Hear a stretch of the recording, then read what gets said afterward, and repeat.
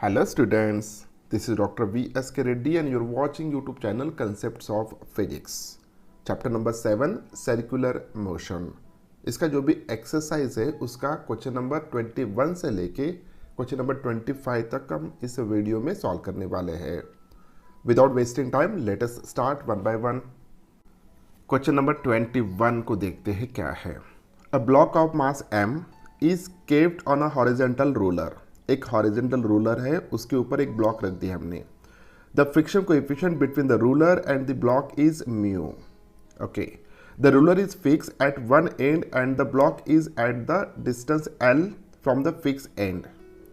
The ruler is rotated about the fix end in a horizontal plane through the fix and.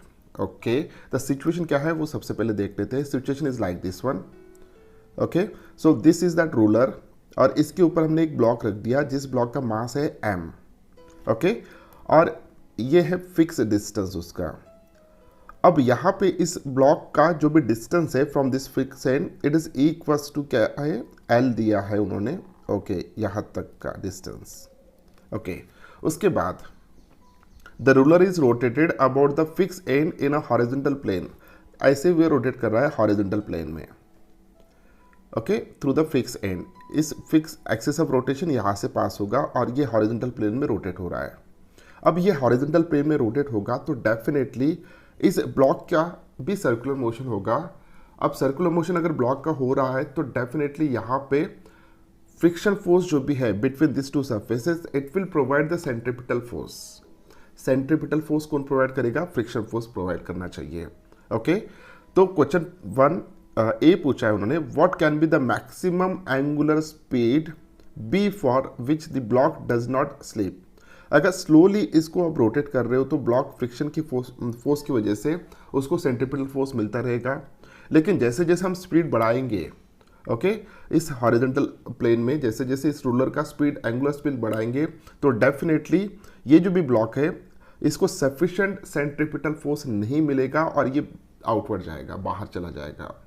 तो maximum angular speed कितना होना चाहिए उस ruler का so that this block remains there, means वो उसको stick रहना चाहिए और वो सर्कुलर मोशन करना चाहिए.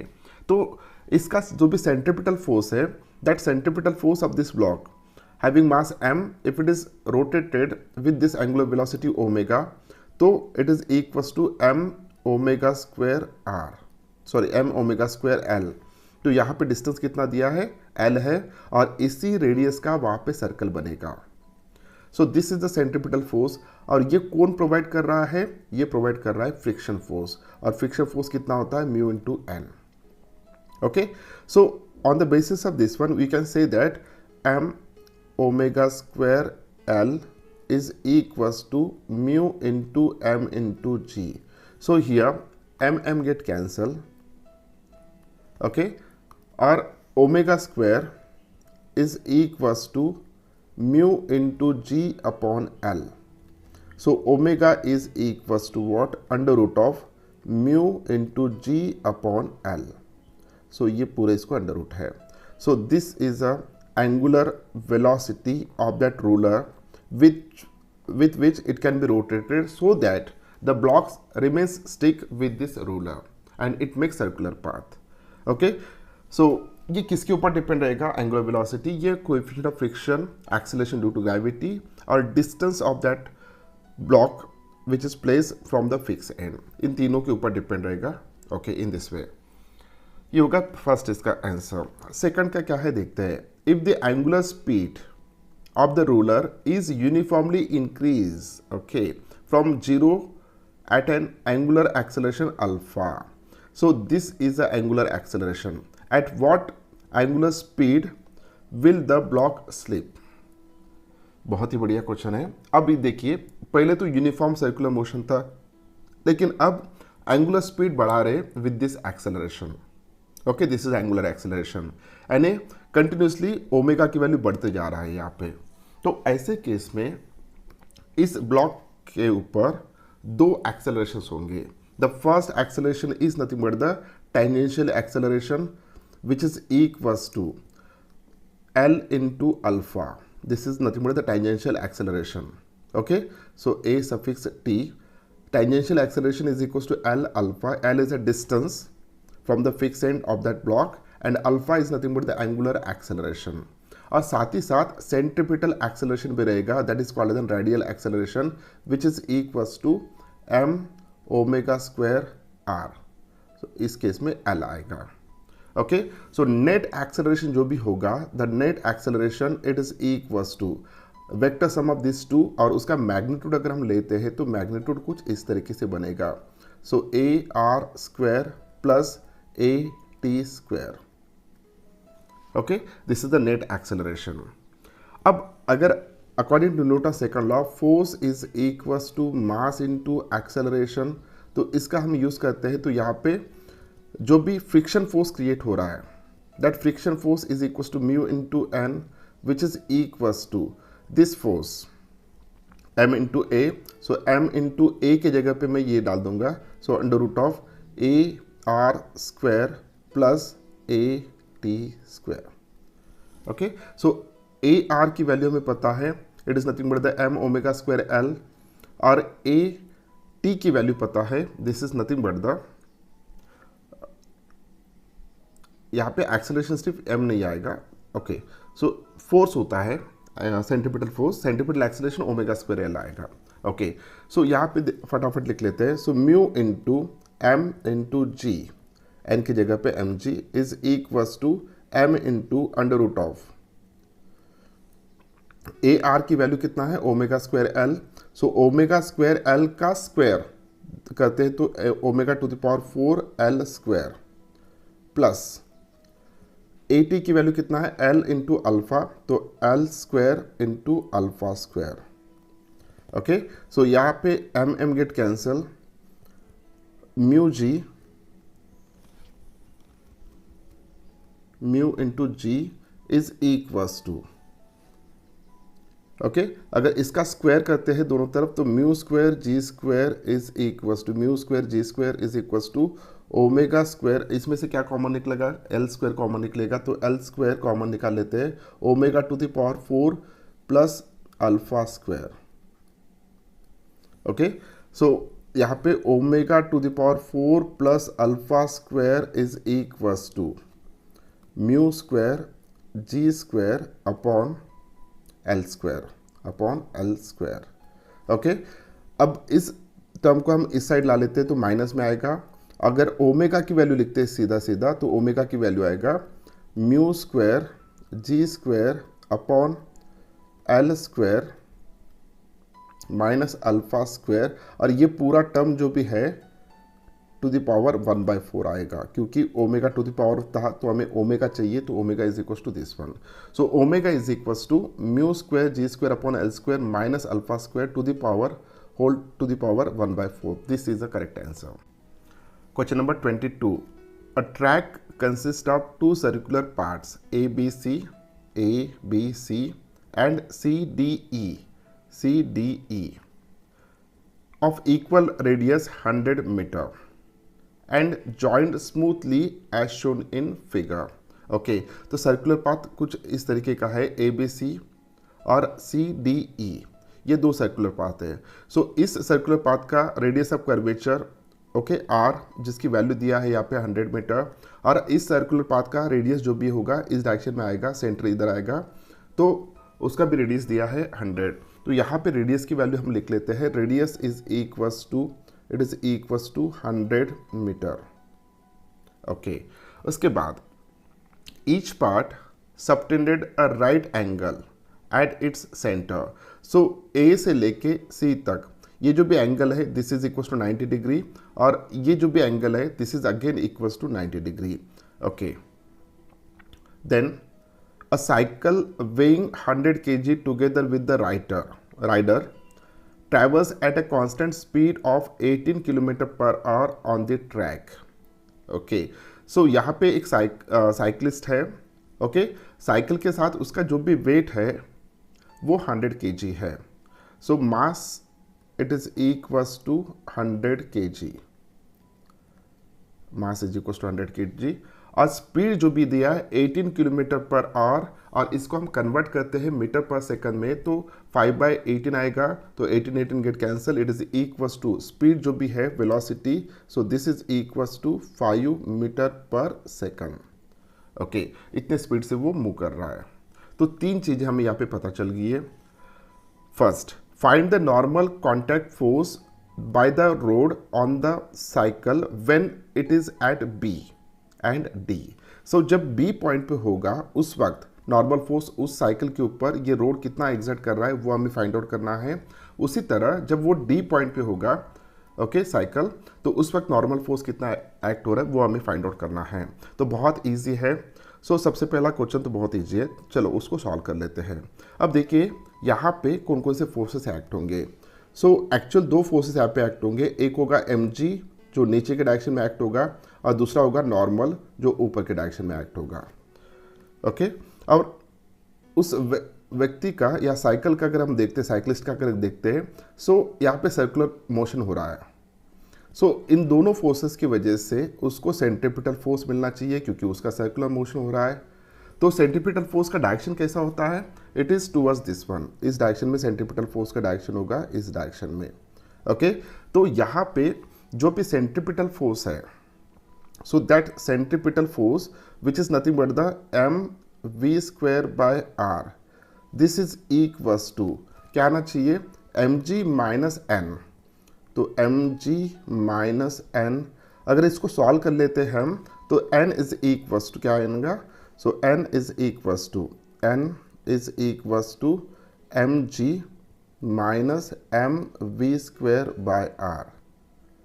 ओके, तो सब फटाफट हम वैल्यूज डाल देते हैं। यहाँ पे m की वैल्यू कितना है, 100 है, g की वैल्यू 10 लेंगे, so this become 1000 minus m की वैल्यू है 100, v की वैल्यू 25 और r की वैल्यू 100 गेट कैंसिल, यहाँ पे 25 बचेगा, 25। So therefore this normal at point B it is equals to 975 newton. So this is a normal which is exerted by the road on that cyclist at point B।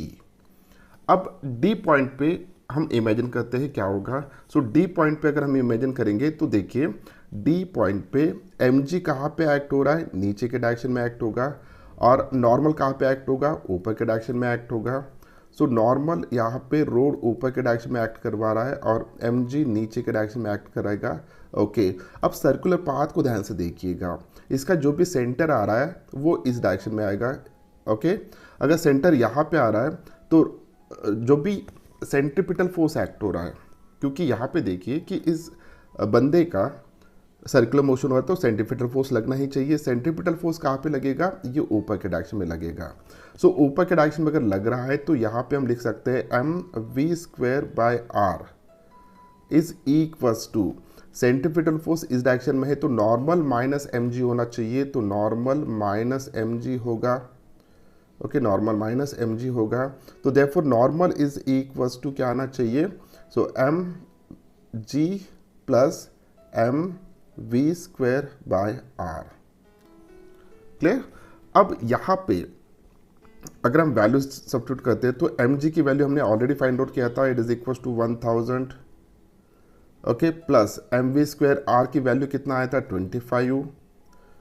So this normal is equals to 1025 newton. So ये होगा पहले इसका answer. Okay, सो ए का answer हमें मिल चुका है। अब देखते हैं second, B, find the force of friction exerted by the track on tyres when the cycle is at B, C and D. Okay, so जब वो बी पॉइंट पे होगा, ओके, तो फ्रिक्शन फोर्स कितना क्रिएट होगा। अब देखिए सबसे मेन, सो यहाँ पे इस पॉइंट पे अगर ट्राइंजन ड्रॉ करते हैं तो ये हॉरिजॉन्टल डायरेक्शन में होगा, लेकिन दो जो भी फोर्सेस लग रहे हैं ये वर्टिकल डायरेक्शन में लग रहे हैं, तो यहाँ पे फ्रिक्शन फोर्स की वैल्यू 0 होना चाहिए। Same case he is here eight point D, यानी एट पॉइंट बी और डी फ्रिक्शन फोर्स की वैल्यू 0 होगा, लेकिन सी पॉइंट पे कितना एक्ट होता है वो हम देखेंगे। अब सी पॉइंट पे जो भी एक mg का कंपोनेंट आ रहा है, ओके, तो mg का कंपोनेंट आ रहा है इस डायरेक्शन में, so m g sine theta आएगा, एम जी साइन थीटा, और फ्रिक्शन फोर्स जो भी एक्ट होगा बैकवर्ड डायरेक्शन में एक्ट होगा एफ। सो यहाँ पे हम लिख सकते हैं equation, the friction force f is equals to m g sine theta, और जो भी डायग्राम यहाँ पे दिया है, जो भी सिचुएशन यहाँ पे दिया है, थीटा की वैल्यू यहाँ पे 45 डिग्री निकल के आएगा। अगर हम ध्यान से देखते हैं तो 45 डिग्री निकल के आएगा इस बात को। Okay, so f is equals to m g की वैल्यू कितना आएगा, तो एम की वैल्यू 100 है, जी की वैल्यू 10 है, तो it is equals to 1000 multiplied by sine of 45 is equals to 1/√2। So this is equals to, जो भी फ्रिक्शन फोर्स यहाँ पे एक्ट हो रहा है, it is equals to 707 newton आना चाहिए। So this is nothing but the friction force at this point, यहाँ पे फ्रिक्शन फोर्स एक्ट हो रहा है। ओके, तो बी का आंसर हमें मिल चुका है। अब सी देखते हैं, find the normal force between the road and cycle just before and just after the cycle crosses C. Okay, so this is the C point. Okay, तो इस चीज़ को मैं यहाँ से हटा देता हूँ, इसका ऑलरेडी काम हो चुका है। ओके, सो अगर मैं इस पॉइंट पे देखता हूँ जस्ट यहाँ पे, तो यहाँ पे जो भी सर्कुलर पाथ इसका हो रहा था, तो डेफिनेटली यहाँ पे सेंट्रीपिटल फोर्स एक्ट हो रहा था अप टू दिस पॉइंट, और यहाँ पे सेंट्रीपिटल फोर्स जो भी एक्ट होगा इस C के बाद ये ऊपर के डायरेक्शन में एक्ट होगा, और सी के पहले जो भी सेंट्रीफ्यूगल फोर्स एक्ट हो रहा है वो इस डायरेक्शन में एक्ट हो रहा है। ओके, तो जस्ट बिफोर पॉइंट सी अगर हम देखते हैं तो सेंट्रीपिटल फोर्स जो भी है वो टुवर्ड्स द रेडियस एक्ट होगा, नॉर्मल जो भी है ये ऊपर के डायरेक्शन में एक्ट होगा, और यहाँ पे एक एम जी एक्ट हो रहा है नीचे के डायरेक्शन में, इसका एक कंपोनेंट यहाँ पे बनेगा। तो देखिए यहाँ पे मैं लिखता हूँ, so if this is the theta, अगर ये एम जी है तो इस डायरेक्शन में क्या एक्ट होगा, एम जी कॉस थीटा, और इस डायरेक्शन में क्या एक्ट होगा, this is equal to normal. अब एम जी कॉस थीटा और नॉर्मल इन दोनों की वजह से सेंट्रीपिटल फोर्स एक्ट हो रहा है इस डायरेक्शन में, तो सेंट्रीपिटल फोर्स जो भी है it is equal to m v square by r is equals to, okay, m g cos theta minus normal. जब इस इक्वेशन में हम सभी वैल्यू सब्स्टिट्यूट करेंगे, जैसे कि ये 25 आता है, ओके, और ये पूरा के वैल्यू 707 आएगा क्योंकि ये 1000 1/√2, तो नॉर्मल की वैल्यू हम फाइंड आउट करते हैं, तो नॉर्मल की वैल्यू यहाँ पे आएगा निकल के 683 न्यूटन। ओके, सो इस पॉइंट पे 683 न्यूटन सेंट्रीपिटल फोर्स एक्ट हो रहा है, सॉरी नॉर्मल फोर्स एक्ट हो रहा है। अब इस पॉइंट पे अगर मैं लेता हूँ जस्ट आफ्टर पॉइंट सी, तो यहाँ पे एम जी नीचे के डायरेक्शन में एक्ट हो रहा है और नॉर्मल ऊपर के डायरेक्शन में, और यहाँ पे सेंट्रीपिटल फोर्स ऊपर के डायरेक्शन में एक्ट हो रहा है, क्योंकि यहाँ पे कर्वेचर का ये चेंज हो चुका है। यहाँ तक का जो भी कर्वेचर था उसका सेंटर इधर था, अब यहाँ से जो भी कर्वेचर है इसका सेंटर यहाँ पे है, तो सेंट्रीपिटल फोर्स ऊपर के डायरेक्शन में एक्ट होगा। तो यही ऐसा ही इक्वेशन हम यहाँ पे कैसे लिख सकते हैं, so m v square by r is equals to m g, sorry normal minus m g cos theta. Okay, so सभी वैल्यू सब्स्टिट्यूट अगर करते देते हैं तो यहाँ पे नॉर्मल की वैल्यू क्या आएगा on the basis of this one, so normal become 707 plus 25 यानी 732 न्यूटन, 32 न्यूटन। सो इतना नॉर्मल यहाँ पे एक्ट हो रहा है, तो नॉर्मल की वैल्यू यहाँ पे कम है और यहाँ पे ज़्यादा है। और आखिरी वाला, what should be the minimum friction coefficient between the road and tires which will ensure that the cyclist can move with constant speed? Okay, बहुत ही बढ़िया क्वेश्चन है। सो मिनिमम फ्रिक्शन फोर्स, अब मिनिमम फ्रिक्शन फोर्स यहाँ पे हमें find out करना है। Okay, तो मिनिमम फ्रिक्शन कोएफिशिएंट, अब देखिए जैसे जैसे हम नीचे आ रहे हैं तो नॉर्मल सबसे कम यहाँ पे एक्ट हो रहा है, और नॉर्मल यहाँ पे कितना एक्ट हो रहा है, दिस वन 683 न्यूटन यहाँ पे सबसे कम एक्ट हो रहा है। ओके, सो अब इस पॉइंट पे अगर हम देखते हैं तो इस पॉइंट पे मिनिमम फ्रिक्शन कितना क्रिएट होगा, तो फ्रिक्शन फोर्स जो भी क्रिएट होता है, ध्यान से सुनिएगा, फ्रिक्शन फोर्स जो भी क्रिएट होगा इस पॉइंट पे अलोंग द टेंजेंट क्रिएट होगा। ओके, सो mg का कंपोनेंट अलोंग टेंजेंट कितना आता है, mg sin थीटा। तो यहाँ पे हम लिख सकते हैं कि m friction force that is a mu n is equals to mg sin theta. Okay, so n की वैल्यू पता है नॉर्मल, इस पॉइंट पे कितना है, इट इज इक्वल्स टू 683, और थीटा की वैल्यू पता है, it is equals to 45 degree, mg की वैल्यू पता है, इट इज इक्वल्स टू 1000। तो जब हम इसको सॉल्व करेंगे तो म्यू की वैल्यू जो भी निकल के आएगा, this is equals to 1.037। So this is a required answer. बहुत ही डिफिकल्ट है क्वेश्चन और बहुत ही बढ़िया है, एक ही क्वेश्चन में बहुत सब क्वेश्चंस पूछे यहाँ पे। ओके, सो देखते हैं next question, question number 23। In a children's park, a heavy rod is pivoted at the center and is made to rotate about the pivot so that the rod always remains horizontal.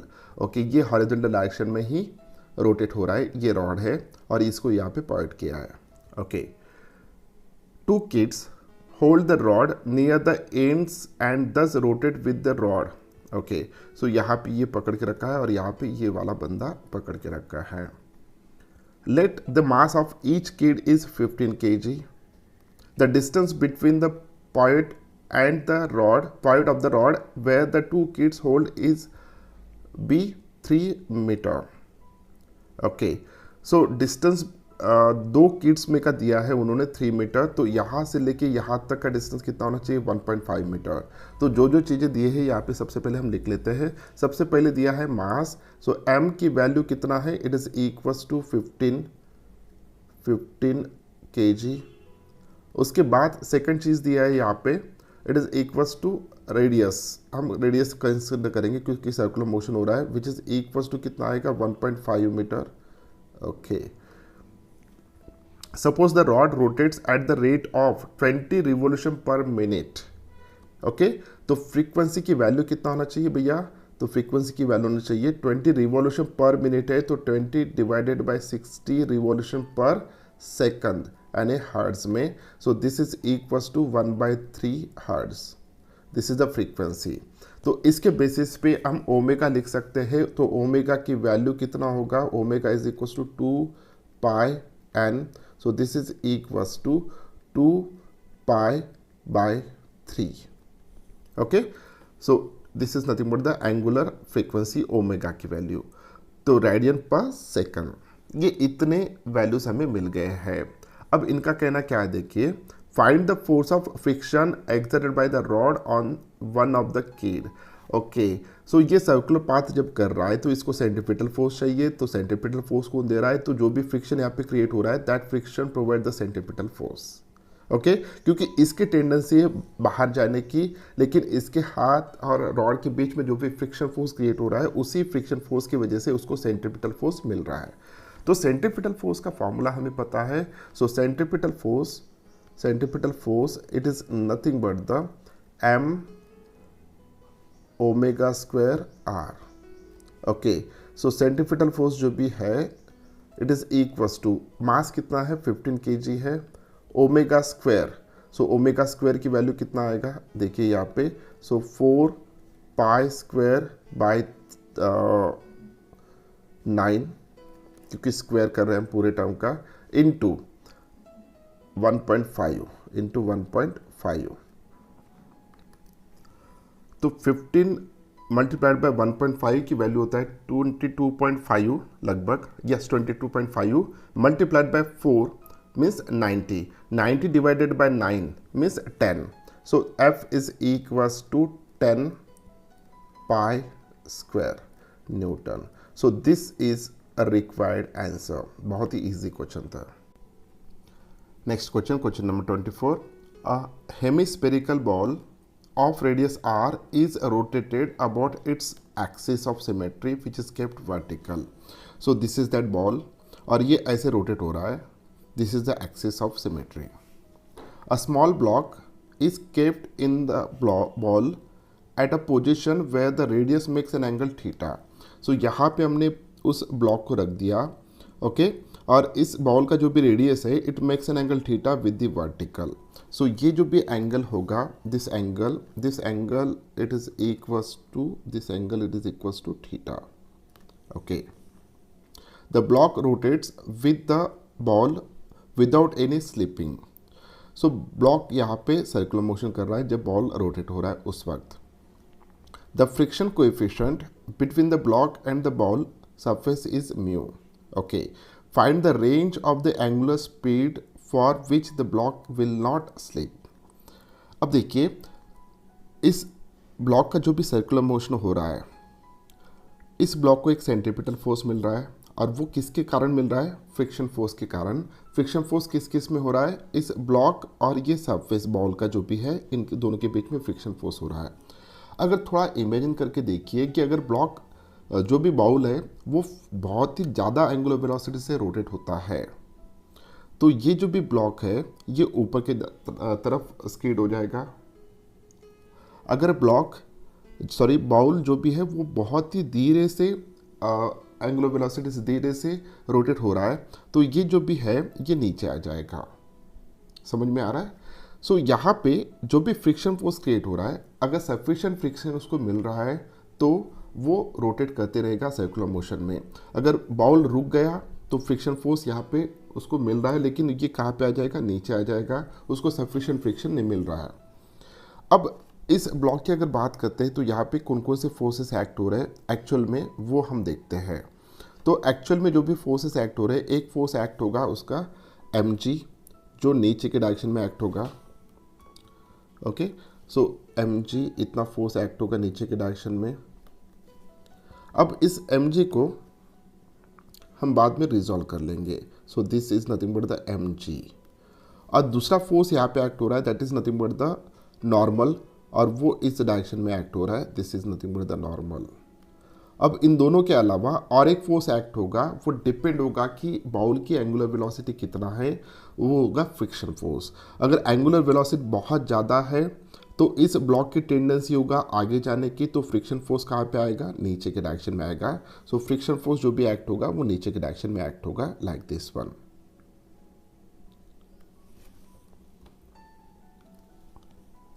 ये नीचे के direction में act होगा ऐसे। Okay, this is the friction force.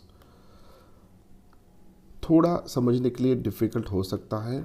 Okay, अगर speed ball की कम है तो इस ब्लॉक की टेंडेंसी होगा नीचे आने की, तो फ्रिक्शन फोर्स ऊपर के डायरेक्शन में एक्ट होगा। सबसे पहले हम देखते हैं कि मैक्सिमम ओमेगा मैक्स कितना हो सकता है, बाद में हम ओमेगा मिनिमम के लिए ट्राई करेंगे। ओके, सो यहाँ पे देखिए ये फ्रिक्शन फोर्स एक्ट हो रहा है। ओके, सो अब ये mg है, नीचे के डायरेक्शन में एक्ट हो रहा है, और ये एंगल थीटा है। तो यहाँ पे इस डायरेक्शन में अगर हम देखते हैं तो इस डायरेक्शन में mg का जो भी कंपोनेंट आएगा, क्योंकि ये भी एंगल थीटा बनेगा, तो इस डायरेक्शन में जो भी कंपोनेंट आएगा this is nothing but the mg cos theta. Okay, ये mg cos थीटा इस साइड में एक्ट हो रहा है, और इस mg का कंपोनेंट इस डायरेक्शन में कितना एक्ट होगा? तो इस डायरेक्शन में एक्ट होगा mg sin थीटा। ये आपको याद रखना है। ओके, तो फिलहाल हम ओमेगा मैक्स फाइंड आउट कर रहे हैं, तो यहाँ पे इस डायरेक्शन में दो फोर्सेस एक्ट हो रहे हैं, एक है फ्रिक्शन, दूसरा है mg sin थीटा। इस डायरेक्शन में एक फोर्स एक्ट हो रहा है, that is nothing but the normal, और इस डायरेक्शन में एक फोर्स एक्ट हो रहा है, it is nothing but the mg cos theta. इतने फोर्सेस यहाँ पे एक्ट हो रहे हैं। अब इसके अलावा और एक यहाँ पे इस पार्टिकल का सर्कुलर मोशन हो रहा है, तो डेफिनेटली यहाँ पे सेंट्रीफ्यूगल फोर्स लगेगा, और वो जो भी सेंट्रीफ्यूगल फोर्स है it is acting in this direction, इस डायरेक्शन में। और जो भी सेंट्रीफ्यूगल फोर्स इस डायरेक्शन में एक्ट हो रहा है, क्योंकि इसका सर्कुलर पाथ यहाँ पे बनेगा तो ये उसका रेडियस होगा, तो centrifugal force is acting towards the centre along the radius. Okay, तो यहाँ पे जो भी सेंट्रीफ्यूगल फोर्स एक्ट होता है it is nothing but the resultant of this all forces. अब यहाँ पे हम दो डायरेक्शंस इमेजिन करते हैं कि उनके अलॉन्ग सभी को हमें रिजॉल्व करना है, और वो डायरेक्शन कौन से होंगे? So first one is this one, इस डायरेक्शन में, और दूसरा है इसको परपेंडिकुलर ये डायरेक्शन, ये वाला डायरेक्शन। ओके, सो इन दो डायरेक्शंस में हमें फोर्स को अब रिजॉल्व करना है। ओके, अब ध्यान से देखिएगा, अगर ये एंगल थीटा है तो with respect to this friction force ये जो भी एंगल होगा, ओके, ये 90 माइनस थीटा होना चाहिए क्योंकि ये 90 है, ओके। सो ये वाला डायरेक्शन और इस दोनों डायरेक्शन में, दिस वन रेड लाइन और ब्लू लाइन, तो ये जो भी एंगल होगा this is also the theta. अब ध्यान से देखिए ज्योमेट्री को, यहाँ पे ये एंगल भी थीटा होना चाहिए। तो जो भी सेंट्रीफ्यूगल फोर्स एक्ट हो रहा है उस सेंट्रीफ्यूगल फोर्स को मैं सी एफ करके दिखा देता हूँ, सी एफ। तो दिस सेंट्रीफ्यूगल फोर्स का दो कंपोनेंट्स आएंगे, एक अलोंग दिस डायरेक्शन और अलोंग दिस डायरेक्शन, हम रिजॉल्व करेंगे। अब पहला इक्वेशन हम लिखेंगे, सेंट्रीफ्यूगल फोर्स को अगर रिजॉल्व करते हैं इस डायरेक्शन में, ओके, इस डायरेक्शन में, तो कितना फोर्स एक्ट हो रहा है। तो सेंट्रीफ्यूगल फोर्स क्या होता है, तो m omega square r. So r is nothing but the radius of this one, okay. So r की वैल्यू अगर हम फाइंड आउट करते हैं स्मॉल आर की, तो यहाँ से लेके यहाँ तक जो भी सर्कल वहाँ पे बन रहा है उस सर्कल का रेडियस है स्मॉल आर। तो ये यहाँ से लेके यहाँ तक this is nothing but the capital R है और ये एंगल थीटा है। So we can write small r is equals to R sine theta, okay. तो इस हिसाब से यहाँ पे हम इसकी वैल्यू ले लेंगे। So this is nothing but the r sine theta. अब ये क्या है, r sine theta, this is nothing but the radius, okay, m omega square r sine theta. So ये होगा सेंट्रीपिटल फोर्स। ये कौन से डायरेक्शन में एक्ट हो रहा है, इस डायरेक्शन में, लेकिन हमें इसका कंपोनेंट लेना है अलोंग दिस डायरेक्शन। अब इसका कंपोनेंट अलोंग दिस डायरेक्शन कितना आता है, सो कॉस थीटा वाला, और इस डायरेक्शन में कितना आएगा, साइन थीटा वाला। So therefore this sine theta, okay. So ये होगा सेंट्रीफ्यूगल फोर्स। अब ये सेंट्रीफ्यूगल फोर्स इस डायरेक्शन में कौन प्रोवाइड कर रहा है, तो इस डायरेक्शन में दो ही फोर्सेस एक्ट हो रहे हैं, एक है नॉर्मल और दूसरा है एम जी कॉस थीटा। तो सेंट्रीफ्यूगल फोर्स का ये जो भी कंपोनेंट है ये इस डायरेक्शन में एक्ट हो रहा है, इसलिए नॉर्मल ज़्यादा रहेगा, minus m g cos theta. तो ये एक इक्वेशन हो गया आपका, this is the first equation.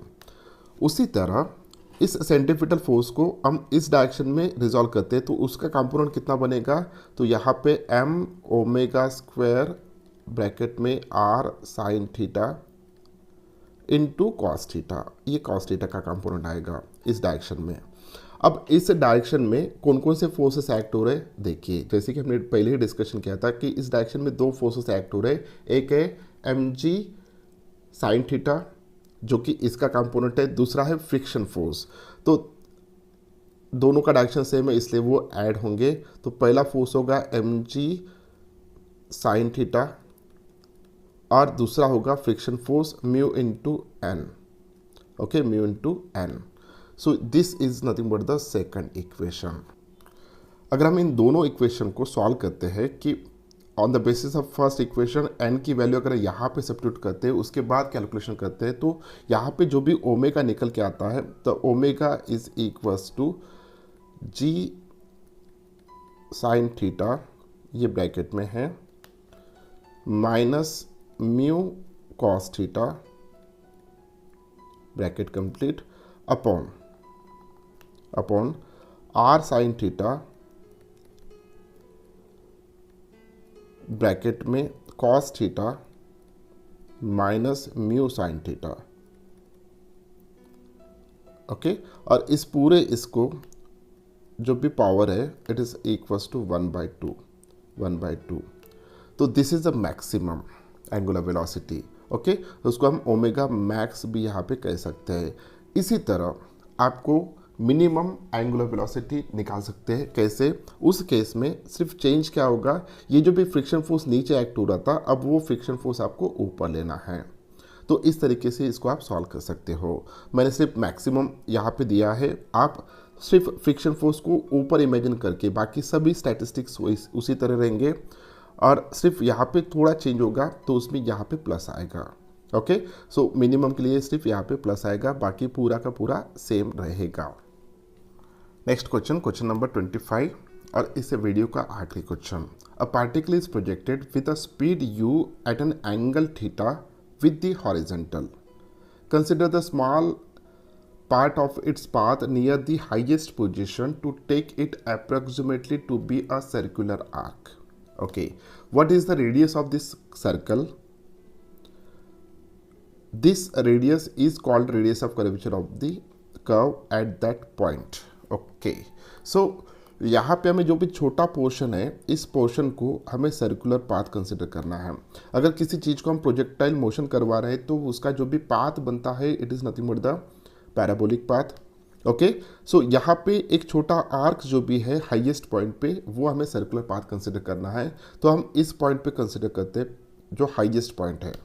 तो हाईएस्ट पॉइंट पे जो भी वेलोसिटी होता है उस प्रोजेक्टाइल की, वो सिर्फ हॉरिजॉन्टल डायरेक्शन में होता है, हॉरिजॉन्टल डायरेक्शन में। और उसकी वैल्यू कितना होता है? तो हॉरिजॉन्टल डायरेक्शन में उसकी वैल्यू जो भी होगा, it is nothing but the